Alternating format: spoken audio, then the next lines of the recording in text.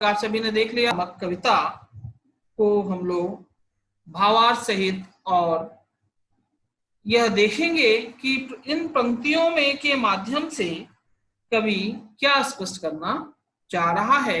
और जब आप ऋतुओं को समझ गए कि ऋतु कितने होते हैं और उनकी क्या क्या विशेषताएं हैं जो आपको पिछली कक्षा में भेजा गया, तो अब आप इस पाठ को विस्तृत रूप से अच्छे से अर्थात समझने लायक हो जाते हैं।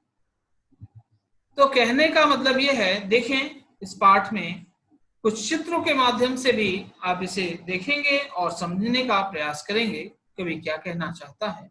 पंक्तियां हैं कि प्रकृति के हैं रूप निराले, आओ देखो मौसम मतवाले। रूप जो है वो अत्यधिक अनोखा है और क्या बोला जा रहा है कि मौसम कैसा है, जो मत वाला है वह ऐसे मौसम को जो विभिन्न क्या होता है रूप को ग्रहण करते रहते हैं। कभी क्या होता है ग्रीष्म ऋतु होता है, फिर उसके बाद वर्षा होती है, वर्षा के बाद आप देखते हो ठंडी आ जाती है, ठीक है, इसमें आपका शरद है, शरद के बाद फिर आपका हेमंत है, हेमंत के बाद शिशिर है। इस प्रकार से बच्चों क्या होता है ऋतुएं बदलते रहते हैं। और आपको इसके पहले यह भी बताया गया कि यह क्या होता है दो दो मौसम को, दो दो माह को लेते हुए क्या किया गया, ऋतु निर्माण किया गया और किस प्रकार से यह बदलते रहते हैं। तो इस बदलते हुए प्रकृति हमारी क्या है, एक जैसी कभी नहीं रहती है, उसमें सदैव क्या होता है बदलाव होता रहता है। और इसी बदलाव के कारण क्या होता है अलग अलग प्रकार के हमें मौसम दिखाई, यहां पे आपको दिखाई पड़ रहा होगा। जब सूरज तेज चमकता है तो क्या होता है पृथ्वी का हृदय दहलता है। चित्र के माध्यम से आप देख रहे होंगे कि किस प्रकार से सूरज जब बहुत तेजी से चमकता है तो पृथ्वी का हृदय दहलता है। पृथ्वी का हृदय दहलने का अर्थ यह है कि सूर्य के अत्यधिक प्रकाश के कारण, अर्थात ग्रीष्म ऋतु में बच्चों क्या होता है कि हमारा ये जो पृथ्वी है, हमारा मौसम जो है वो अत्यधिक गर्म हो जाता है। तो पहले ऋतु का वर्णन यहाँ पे किया गया है कि सूरज जब तेज चमकता है पृथ्वी का हृदय दहलता है। इतनी ज्यादा गर्मी जब पड़ती है तो पृथ्वी, जाहिर सी बात है, मनुष्य के साथ साथ हमारे सारे वातावरण में, जलवायु में भी परिवर्तन दिखाई पड़ता है। और यह क्या है स्वाभाविक सी बात भी है। जब पृथ्वी पूरी जलने लगती है, आप देखते हैं हर चीज आपको गर्मी में आप परेशान हो जाते हैं। ये सारी चीजों का वर्णन यहाँ पे किया गया है।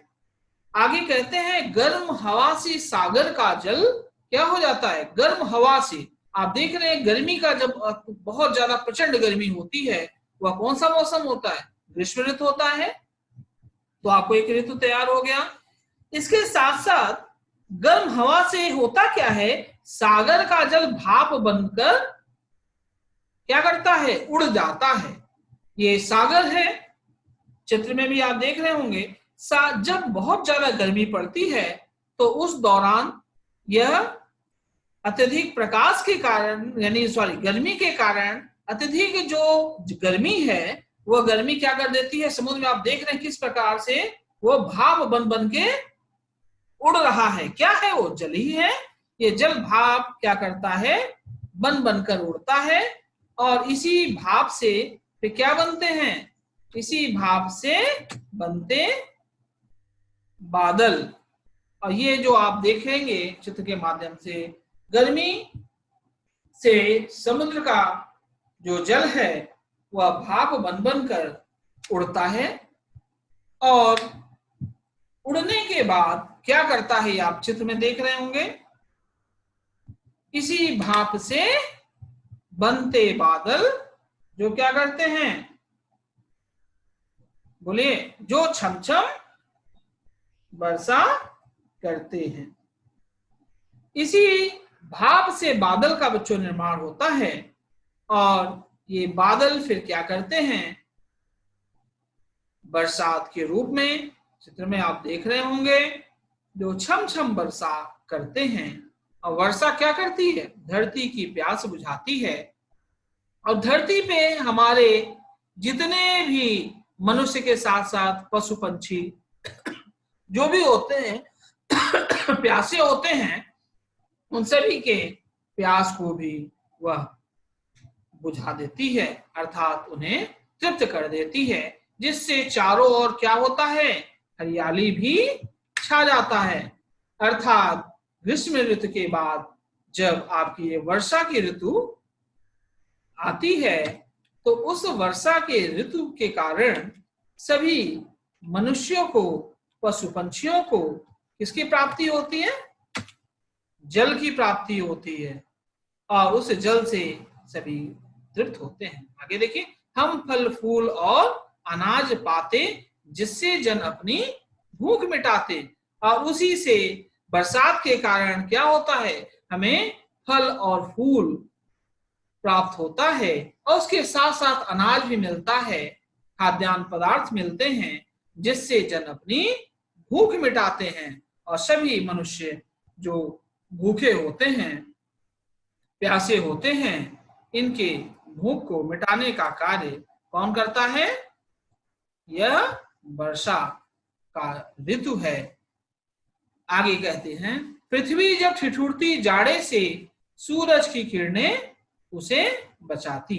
पृथ्वी जब ठिठुरने लगती है, आप देखते हैं प्रभावित हो जाना, तो ठंडी से जब ये इतना ज्यादा प्रभावित हो जाता है तो हमारी, जैसे ग्रीष्म ऋतु में गर्मी, आपने देखा कि पृथ्वी बहुत ज्यादा गर्म हो जाती थी, अब क्या होती है, जब ठंडी का ऋतु आता है, शिशिर ऋतु जब आता है, तो हमारे सूरज के प्रकाश के कारण वह क्या होता है, वो थोड़ा मध्यम हो जाती है और पृथ्वी हमारी ठिठुरने लगती है।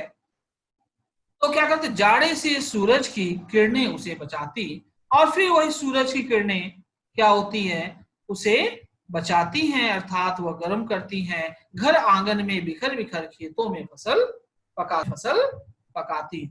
और इसके साथ साथ ये भी बताया गया कि घर आंगन में बिखर बिखर कर खेतों में विभिन्न प्रकार की फसलों का उत्पादन भी होता है। यानी वर्षा ऋतु का भी उतना ही महत्व होता है जितना कि सभी अन्य ऋतु का भी महत्व होता। ठीक है, तो इसके साथ साथ वह आपको यह भी बताया गया कि वह अनाज देती है, फल फूल देती है, और जब तो क्या होता है, ठिठुरती है हमारी पृथ्वी ठंडी से, तो फिर क्या होता है, किरणों से जब जाड़ा उड़ता गिरने लगता है, अर्थात जाड़ा थोड़ा कम होने लगता है, तो सब और बसंत का मेला जुड़ता। और फिर क्या होता है बच्चों, अभी आपने देखा पहले क्या हुआ, ग्रीष्म ऋतु आया, फिर वर्षा ऋतु का वर्णन किया गया है, और वर्षा ऋतु के बाद फिर क्या आया, ठंडी का वर्णन किया गया। ठीक है, शरद शिशिर ऋतु आई, शरद हेमंत और शिशिर। और इसके बाद फिर कहते हैं कि बसंत ऋतु भी आ जाता है। कहने का तात्पर्य यह है कि किरणों से जब जाड़ा उड़ता है, अर्थात जो ठंडी के समय में अत्यधिक ठंड हम लोग महसूस करते हैं, तो सूरज की जो किरणें होती हैं वह क्या करती हैं, ठंडी के मौसम में क्या करती हैं, सूर्य के प्रकाश के माध्यम से उसे थोड़ा गर्म करती हैं, अर्थात ठंडी से। अब जब अलग होने का, बिलगाव का समय आ जाता है, तो सब और बसंत का मेला जुड़ता है और उस समय बसंत ऋतु का भी आगमन हो जाता है, अर्थात ठंडी क्या होती है, खत्म होने वाली होती है, और बहुत अच्छी अच्छी क्या होती है, बहुत ही मंद बयार अर्थात हवाएं भी चलने लगती हैं। और नए नए बसंत ऋतु में क्या होता है, नए नए पत्ते आ जाते हैं, नए नए फूल खिलने लगते हैं। ठीक है, इसकी अच्छी अच्छी चलती हैं। तो इस तरीके से इसकी सुंदरता का बहुत ही अच्छा वर्णन किया गया है। इसके बाद बच्चों फिर हम लोग अगली कक्षा में इसे आगे की चीजों पे क्या करेंगे, चर्चा करेंगे। आशा करते हैं आप सभी लोग इसे अच्छे से समझ गए होंगे। चलिए, बहुत बहुत धन्यवाद आप सभी का।